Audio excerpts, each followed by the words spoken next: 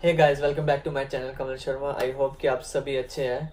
तो आज मैं आ चुका हूँ एक नया टॉपिक लेके पीआर से रिलेटेड। मैं सोच रहा था कि आपको पीआर से रिलेटेड बेसिक इन्फो दे दूँ, क्योंकि जब मैं अपनी कंट्री में था, इंडिया में, तो मतलब मैं सोचता था कि पीआर ऐसे ही कोर्स करने के बाद मिल जाएगी।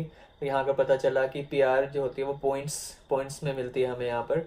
तो मैं आज आपको उसी के बारे में इन्फो दूंगा कि पॉइंट्स कैसे कैसे मिलते हैं हमें और कैसे हम पीआर के लिए अप्लाई कर सकते हैं। जस्ट द बेसिक इन्फो, क्योंकि ये टॉपिक बहुत ब्रॉड टॉपिक है और मुझे भी इतनी नॉलेज नहीं है। मुझे जितनी नॉलेज है मैं उसके बारे उससे के हिसाब से आपको बताता हूँ।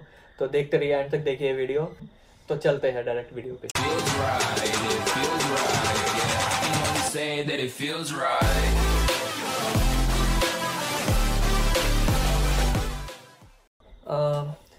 तो जो मतलब जैसे हम अलग अलग कोर्सेज करते हैं और उनके अलग अलग ऑक्यूपेशन होते हैं हमारे, तो उसके हिसाब से जो हमारे पॉइंट्स भी डिवाइड होते हैं। जैसे अकाउंटेंट्स की आजकल चल रही है 80 पे हम अप्लाई कर सकते हैं पीआर के लिए, 80 पॉइंट्स पे। और आईटी है तो लाइक 75-70 अराउंड में कर सकते हैं आप। तो ऐसी अलग अलग जो ऑक्यूपेशन है उसकी अलग अलग पीआर रिक्वायरमेंट्स है, पॉइंट्स रिक्वायरमेंट है कि आपके इतने पॉइंट होने चाहिए। तो हम सबसे पहले बात करते हैं कि हम पॉइंट्स कैसे मिलेंगे वो। तो फर्स्ट पे जो है वो पॉइंट मिलता है एज के ऊपर। अगर आपकी एज है 18 to 24 ईयर्स तो आपको 25 पॉइंट्स मिल जाते हैं उसके। अगर आपकी 25 से 32 ईयर्स है तो आपके 30 पॉइंट्स मिल जाते हैं। अगर आपकी और ज़्यादा एज है तो आपके कम होते रहते हैं पॉइंट, 25 तक आ जाते हैं, फिर 15 मिलते हैं जो लास्ट के होते हैं। तो ये है एज का फैक्टर। एज के बहुत ज़्यादा पॉइंट होते हैं। तो जो एज का फैक्टर आपको तब फ़ायदेमंद होगा जब आप 25 to 32 ईयर्स की एज पे होंगे पीआर अप्लाई करने के टाइम पर। तो आपके लिए वो एक बेनिफिशियल होगा एज फैक्टर भी। तो जो सेकंड थिंग है जिसमें आपको स्कोर मिलेंगे वो है आइल्स, और जो आपकी इंग्लिश लैंग्वेज टेस्ट है वो मतलब आपको कितना पॉइंट मिलता है। अगर आपके 6 है ईच में तो आपको मिलेंगे 0 पॉइंट। अगर आपके 7 है, 7 ईच में होने चाहिए, किसी में सिर्फ 5 नहीं होने चाहिए, 7+ है, तो आपको मिलेंगे 10 पॉइंट्स उसके। और अगर आपके है 8 ईच तो आपको उसके 20 पॉइंट्स मिल जाते हैं। तो बेटर रहेगा कि अगर आप 8 ईच ला सको। और टेस्ट हम कहीं भी दे सकते हैं, इंडिया में या ऑस्ट्रेलिया में आने के बाद कहीं भी। तो जो थर्ड थिंग है वो है कि जो आपकी ऑस्ट्रेलियन एजुकेशन क्वालिफिकेशन है उसके पॉइंट्स। तो अगर आप एटलीस्ट 2 ईयर्स ऑफ स्टडी करते हैं ऑस्ट्रेलिया में, कम से कम 2 ईयर होने चाहिए, तो आपको उसके 5 पॉइंट्स मिलते हैं। तो जो फोर्थ चीज़ है वो है अगर आप स्टडी करते हैं एटलीस्ट 2 ईयर्स रीजनल इलाके में, तो उसके आपको 5 पॉइंट्स मिल जाते हैं। तो एटलीस्ट 2 ईयर्स स्टडी करनी पड़ेगी और रीजनल एरिया में करनी पड़ेगी, और वो कॉलेज भी आपका रीजनल एरिया में ही होना चाहिए, तो जहाँ लो पॉपुलेशन होती है।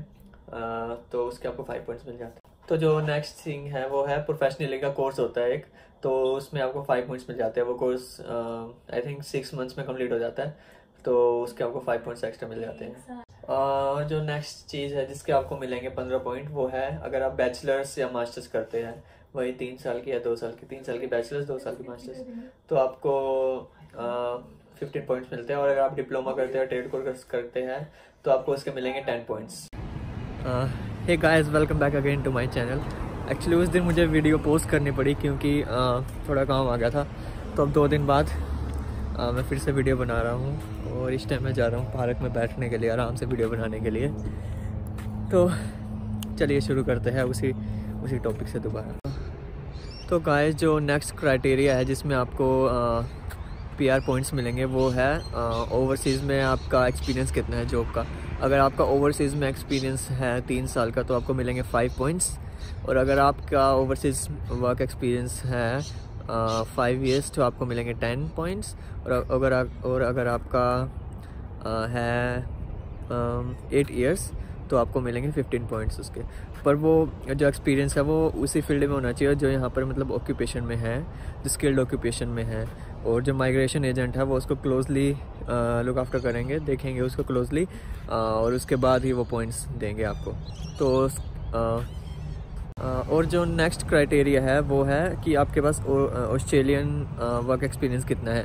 अगर आपके पास जो नॉमिनेटेड फील्ड है उसका एक्सपीरियंस है 1 साल का तो आपको 5 पॉइंट्स मिलेंगे। और अगर 3 ईयर्स का है तो आपको 10 पॉइंट्स, 5 ईयर्स का है तो 15 पॉइंट्स, और 8 ईयर्स का है तो आपको 20 पॉइंट्स उसके मिल जाएंगे।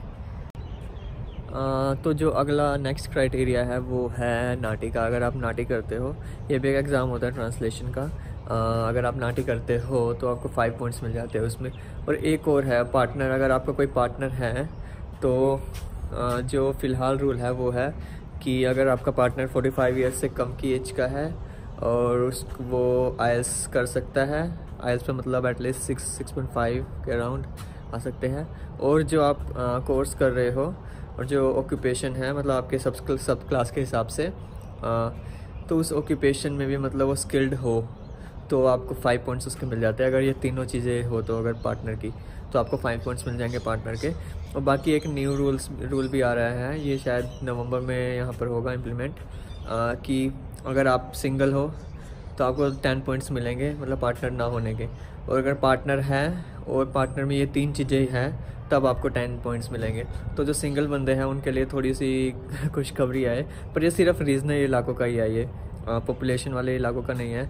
जहाँ पर लो पॉपुलेशन है वहाँ पर ये सिर्फ रूल लागू होता है। तो हाँ, तो आप तो ये सब ही था। आई होप कि आपको मतलब थोड़ी इन्फॉर्मेशन मिली होगी इससे कि कैसे काम करता है पीआर, तो पीआर कैसे यहाँ पर चलती है।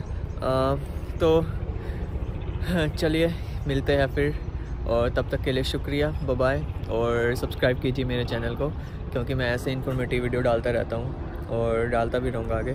तो okay guys, keep supporting and cheers.